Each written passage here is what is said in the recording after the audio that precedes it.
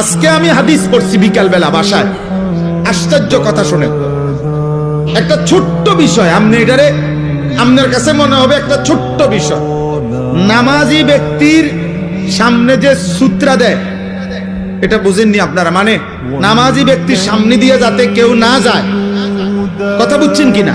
এই সামনে একটা ছোট কাঠি কিছু একটা দেয় না মানুষ, এই সূত্রা, এই যে সূত্রা কয় আরবিতে, মানে নামাজি ব্যক্তির সামনে কমপক্ষে সেজদার জায়গাটুকু পার করে একটা কিছু থাকা, যাতে করে এই নামাজির এই সামনে কোন মুসলমান যাতে কি না যায়। তো নবীজি বলছেন, যদি কোনো ব্যক্তি জানতো যে নামাজি ব্যক্তির সামনে দিয়ে অতিক্রম করা কি পরিমাণ গুনাহ, যদি এটা বুঝতো, তাইলে প্রয়োজনে 40 বছর টানা দাঁড়াইয়া থাকে। এক হাদিস। আরেক হাদিসে আবু হুরায়রার হাদিস হলো যে নবীজি বলছেন, তাহলে সে প্রয়োজনে 100 বছর হইল দাঁড়াইয়া থাকতো, তবু অতিক্রম করতো না। এটা হলো একটা কথা। হাদিসের দ্বিতীয় অংশ আরো মারাত্মক।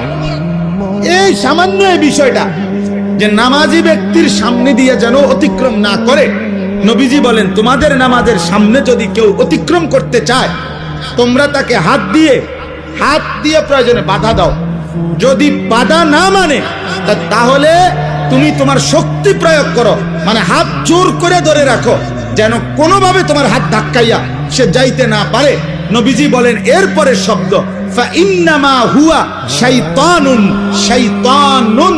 খোদার কসম, নবী বলে, এর সামনে দিয়ে যে লোকটা চলে যাইতেছে নিশ্চয়ই সে শয়তান। কারে বলছে? এ মানুষ এটারে বলছে এটা শয়তান।